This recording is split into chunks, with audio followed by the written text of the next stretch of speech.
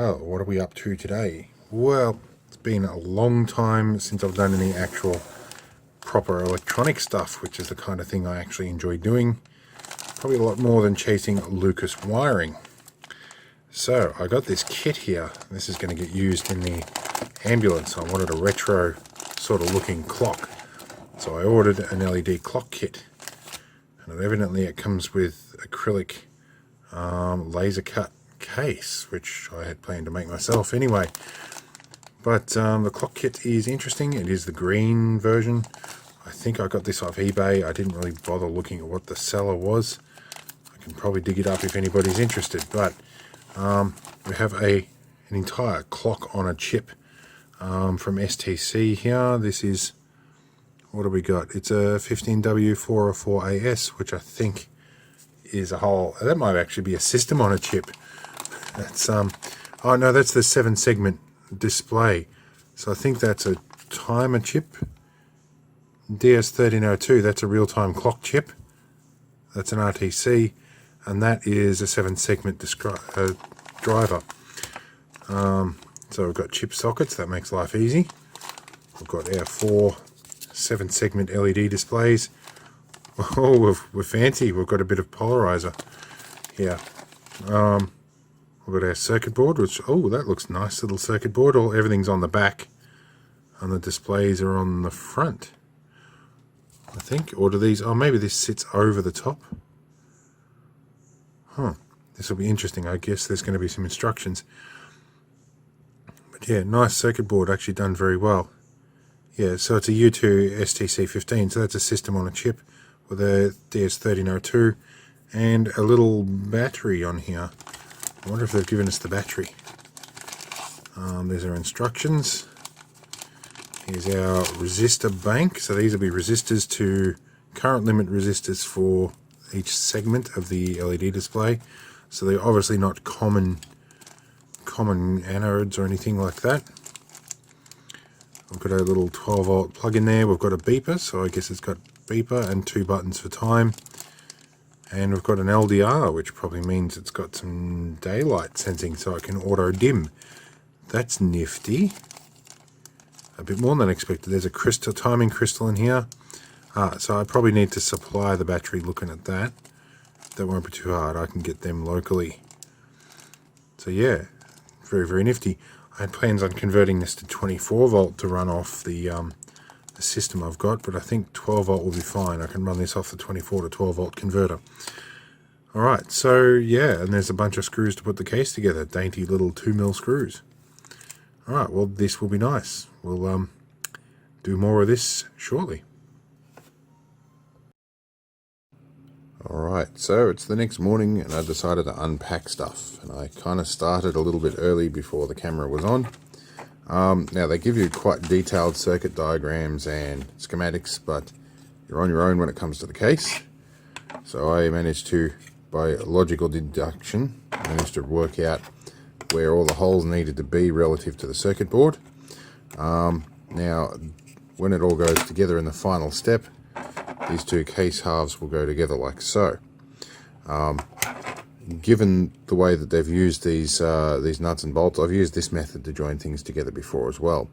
I could probably actually create something a little bit more useful on my laser cutter, but I've glued this nut in as the final nut because it's going to be nearly impossible to screw the case shut if that nut keeps falling out because the tolerances are a little bit askew.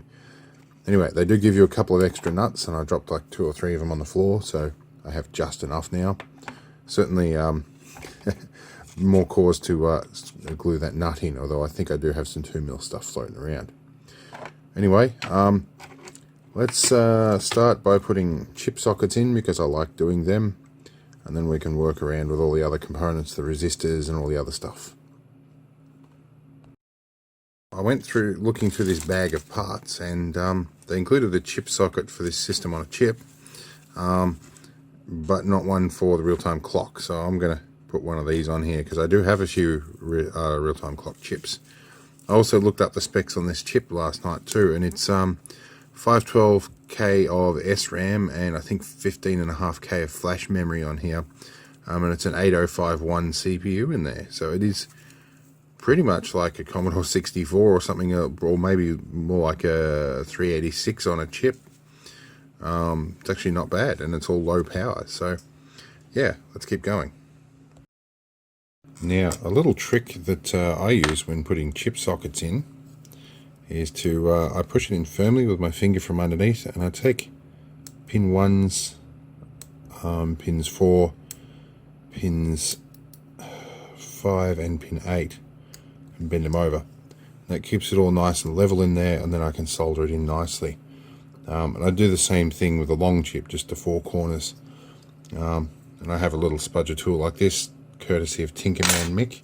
Certainly a channel you want to go and look at. I think it's I think I have put him as an association on my channel as well, so if you went back to the channel home, you'll probably find that. So again, same deal here. This just means I end up soldering things in nice and squarely. Fold you over. Left eye's a little dicky this morning. Previous attack of multiple sclerosis left me with a little bit dicky eyesight in one eye. I'm lucky enough to be able to be still legal to drive, actually. But anyway, there's our chip sockets, and make sure that you align them up with the silk screen so that pin 1 is in the right position. And that just gives you a reminder that on the chip as well. Alright, let's get the soldering iron hot. While I'm waiting for soldering iron to warm up, I'm just looking at some of the other non-sensitive items. I like the fact that they've actually printed on here the 10K and the 330. I have to take a moment there to yawn. And they have actually put the values on the silk screen, which all good designers should do. I think we're going to start with the 10Ks because they're going to get difficult once I start putting other stuff in there. And now the 10K ones, I'm going to chop along this side first. These guys, the way they've done the silk screen here, they've kept it nice and compact. So it's actually probably going to... Normally I would use a bending jig or something for these guys, but I think the resistors are going to be just long enough to do the job here. So I'm going to bend them pretty well as close as I can and see how they go. One of the reasons I chop the end legs is I get one leg slightly shorter than the other, so they go in nicely. I've just heard the magnetic tip on my soldering iron click, and it wasn't working last night, so it's probably time to start soldering stuff. I'll put this guy in and then we'll keep going. Right, we're going to have a bit of a funny noise in the background here after I drop things on the floor. Have a bit of a funny noise when we turn the extraction fan on. And let's have a crack at soldering these. I need to clean my tip a little bit. And these are some very tiny little vias on this board, actually. That's the way everything's going these days. I'm going to have to change the way I solder here to handle these little tiny vias. And I'll clean this guy up once I'm done. Normally I'm really quick at chip terminals. These ones I've got to take my time a little bit. And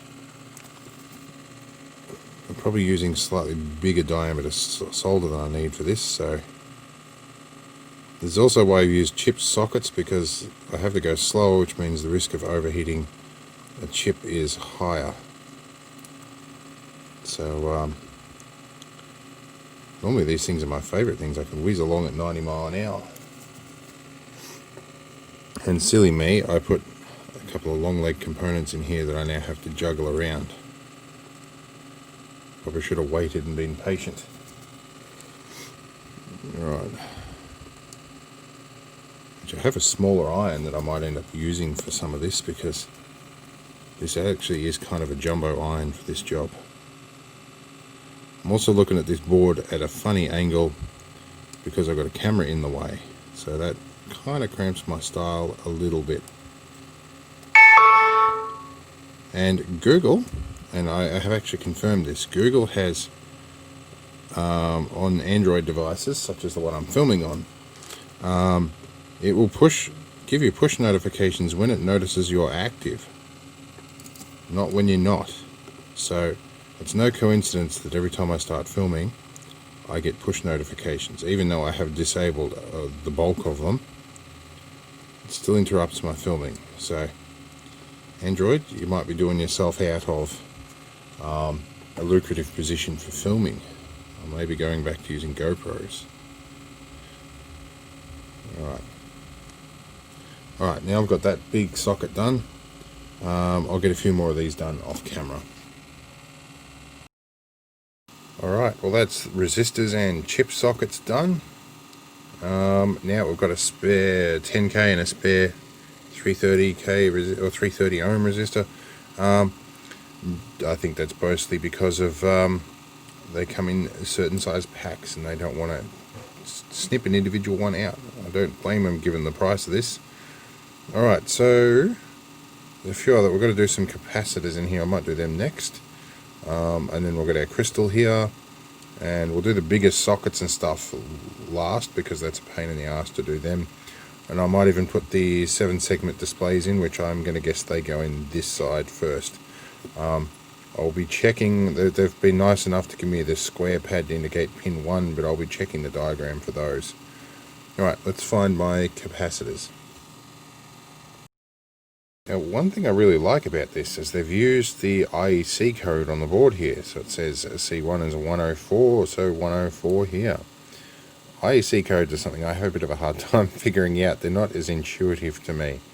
But yeah, so the 22 in there, which I think is, it's like a resistor color code. I think that is like 2 and 2 zeros, so 200 nanofarad. And 104 is like 1 0 and 4 zeros, so that's like 10 picofarad, something like that. I think that's how that works, but I'm usually wrong. I have to look these up every time. I found my 4 transistors to go in here. So yeah, let's get these guys in situ, and then we'll do some more transistors. Alright, we're up to soldering on these, the capacitors. Now I'm used to, I'm doing this through the viewfinder, so you'll have to deal with me if I get things a little bit cocked up here.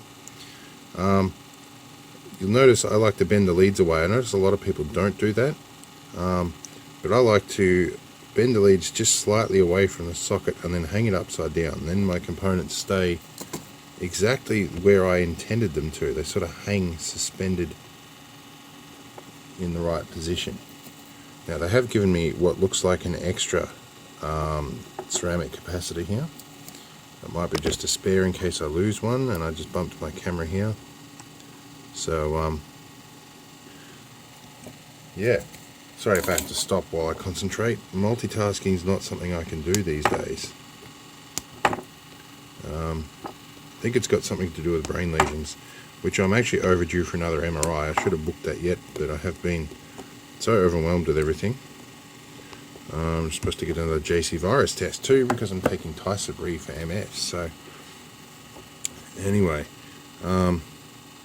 so I think I'll do the crystal next, and I think vibrations are always an issue for crystals. So I think once I put that in, I might actually stick it down with something, because that can interrupt its accuracy a little bit. We've got an LDR to go up here. We've got an R17. That might be one of our extra resistors. Let's consult our instructions here for a minute. Find out what R17 is. So, we don't actually have... Alright, I'm going to have to do a bit of reading. They haven't given me a component list. Okay, so looking at the diagrams here, and let me find a pointer to help you guys out. At the top of the board here, where they list R17, where's my pointer here? R17 here, and next to R16, that is on our circuit board down here, and that's supposed to, looks like it's meant to be a variable resistor to adjust the bias through this, whatever, AC7. So I think they've probably reassigned that. The 10k is meant to be in there. That's a 5 volt supply in. So that's the LDR to determine that. That's an R17. That might be dimming control or something like that. I'm not sure. I'm going to leave that out because I think that's not going to harm anything if I leave it out for now. And they haven't defined the value anywhere for what that should be. They probably have in this bit of here. I'm not sure if that's hiragana or katakana. I've forgotten the names for the different Chinese character sets. I might be thinking Japanese there. I can probably look that up on Google Translate, but that probably won't give me any more information. So yeah, I think I'll just leave that one out, and I'll put the stuff in that I do know first. Changed camera angle slightly here, and I am looking away from the camera, which I'm aware makes a change to the audio. I've got some Loctite super glue here. It's I used to love using Loctite 406, but I can't get it anymore. I'll lift that crystal up here. I'm going to put the tiniest, just the tiniest little drop under there. I'm going to let it expose to the atmospheric moisture for a bit, so it gets a little bit tacky and jellified. And then I'm going to push this guy down and hold it here for a moment until it glues on, and we will be back. Now, one of my favourite parts here is putting in these little tactile switches, because they've got nice little legs that clip in. Now, I'm doing this through the viewfinder, so accuracy may vary, but these are the bits that I like putting in. Now, I need to see if I can just bend one of these legs just a little bit, just to keep it in position so it doesn't fall out. And we'll do the next one. Where are we here? Again, through the viewfinder. And because it's COVID times and I've been sanitizing as recommended everywhere, look, this one clipped in nicely. The leads might have been a little bit bent. Because it's COVID times, I've been using sanitizer as requested literally everywhere I've gone, and I have no grip in my fingers left. Let's see how we go here.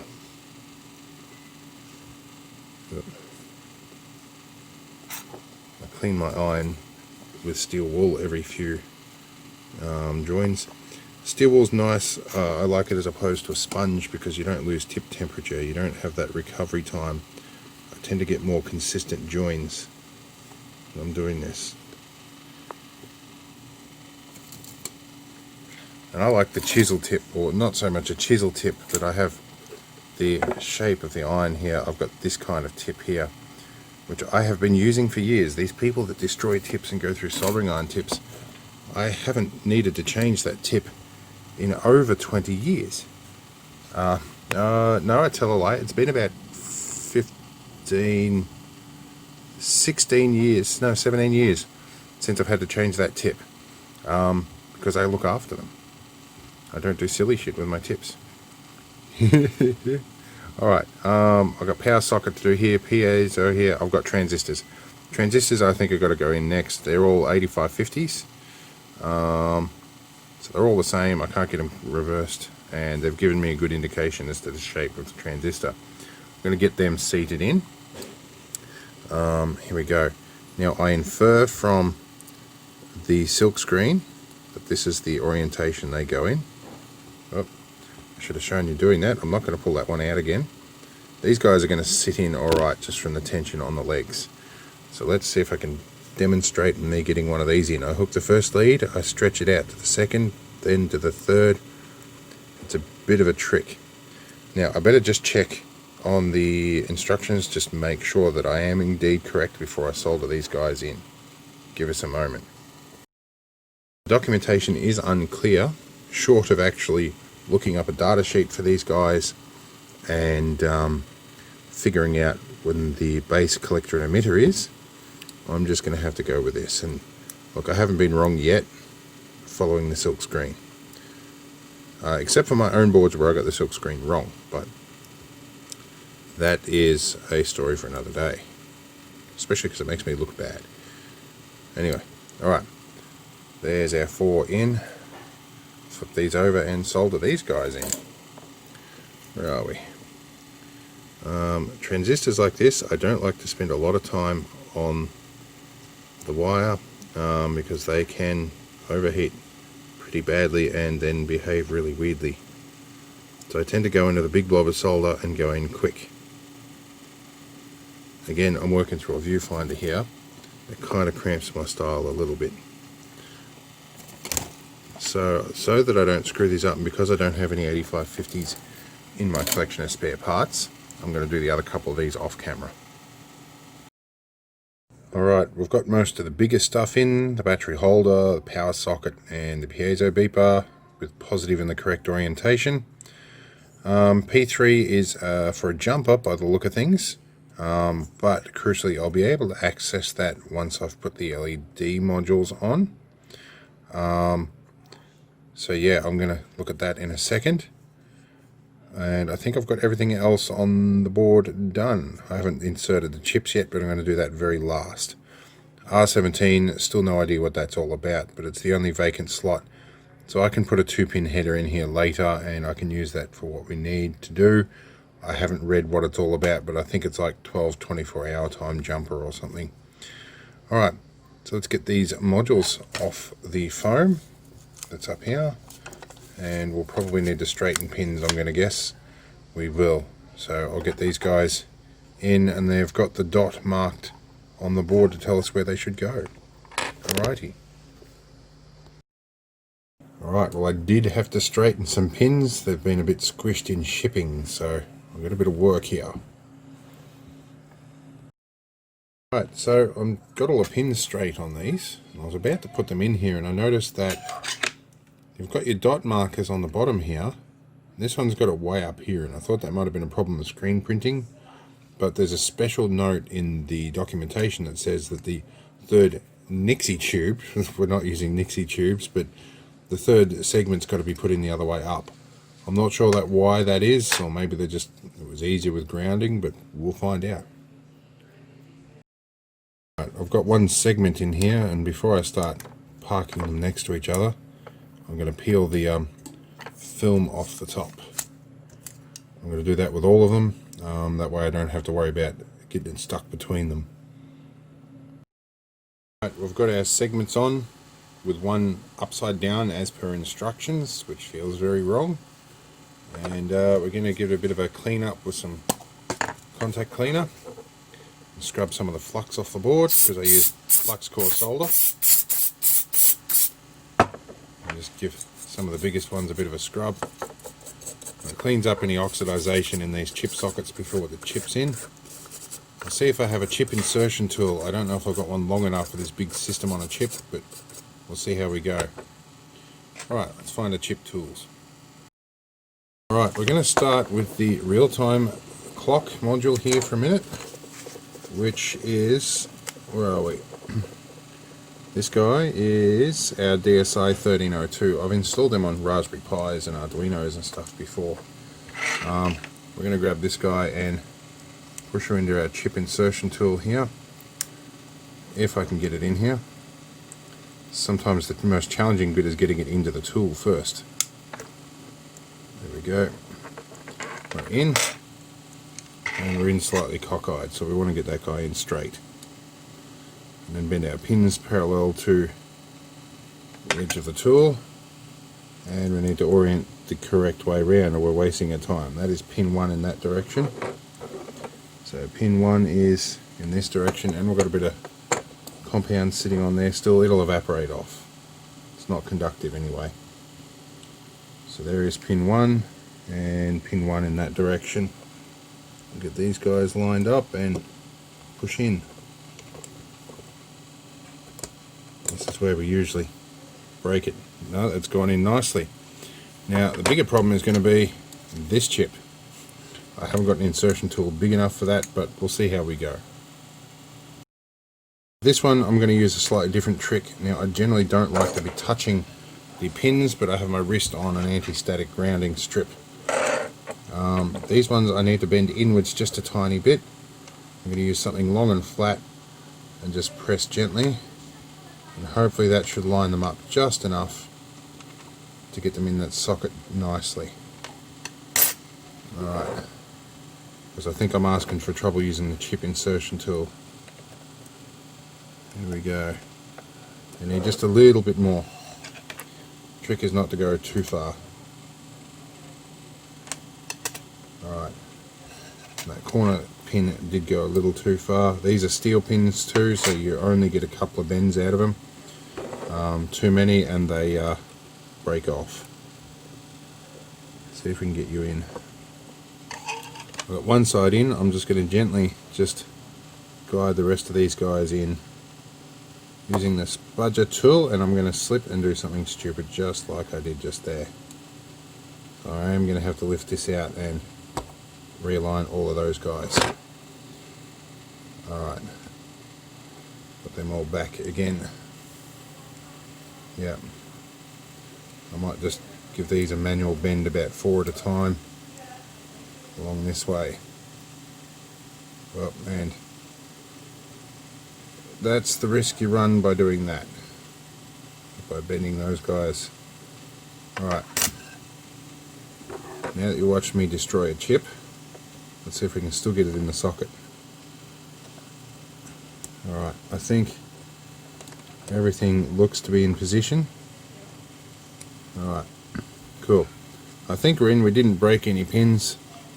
It's in, and crucially pin 1's in the right orientation. I have in the past put chips in backwards. So let this dry out and then we'll see what we can do. Alright, so it's dried out. We've got our lead plugged in, and that is, we'll turn our extraction fan off. Over the side here we are plugged into the 12 volt side of things. We can turn you on, which runs the 5 volt regulator down here, and we should see if our clock's alive, which it appears it is. And it's not keeping time yet because we haven't got the memory battery in there, but we will put that little, we'll find one of those little batteries and get that side of it working soon enough. The daylight dimming doesn't seem to work yet, but I think I need to program that. Yep, we'll have a look here. So we've got hour and minute setting. Then we've got something that starts off as 85 something 2. I don't know if that's day or month or if that's an alarm function. Then we've got a second alarm. I'm not sure. I'll have to read the documentation to figure out what that's all about. So yeah, in the meantime, it is still counting up. Oh, that must be minute and second. Okay, that's what that is. So that's the second half of setting the hour and the minute. Cool. Alright, well, we will play with this, but let's get this in the case and see if it fits.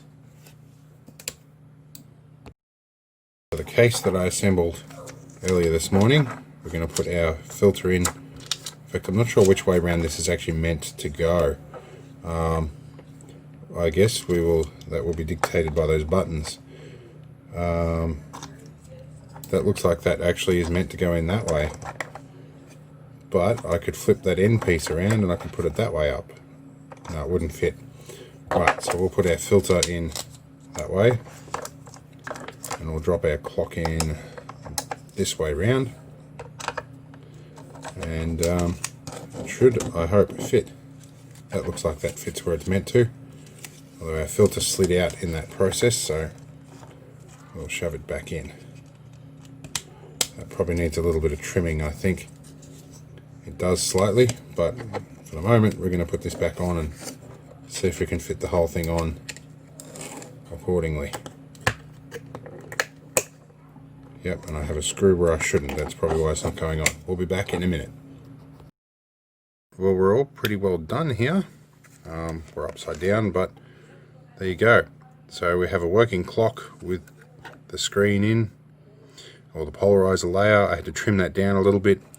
I had to do a little bit of manipulation of the plastic to get it to go in, and definitely glue that nut in. So I'm not sure. I think the LDR was meant to go facing out here, but I've just put it flush on the board anyway. But we're pretty well done. Alright, well that's it for the build of this. I did discover that this segment here is actually non-functional in this unit. I'm not sure if I can show that to you here. If I scroll through, this segment's not functional. I've tested everything. I'm pretty sure it's actually in the LED block. Not the first time that's happened to me. So, but anyway, if I could work out how to set this to 12-hour mode, that wouldn't matter, but I do like 24 hours. Being as it's the first digit, the only time that's going to be important is it's really only going to be either 2 or 1 in that position. So if it's not a 1, I can assume it's a 2. So not the end of the world. I did find out it also has, where are we? I've got to cycle through all this stuff here to get to where we want to be. Where are we? Come back to clock mode. Okay, if we push the plus button here, we actually have a temperature sensor. It's not 2 degrees C in here.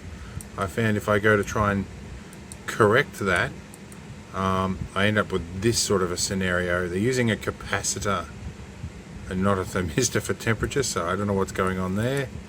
I might replace that later. So it goes a little haywire. This is month and day, American style instead of day and month. Would have liked the option to switch that around, and with that chip there would have been provision to include that in the menu. This I'm not sure what it is. Maybe it's the number of sleep cycle, the number of snoozes you get, I don't know. But anyway, it functions as a clock. It's going to do what I need, and for the price of it was about 17 bucks off eBay. So I might just buy another one and build a second one. I don't know. Anyway, it works. That's all I care about at this point. Yeah, so I hope it was fun. I'm back to sort of my electronic roots a little bit.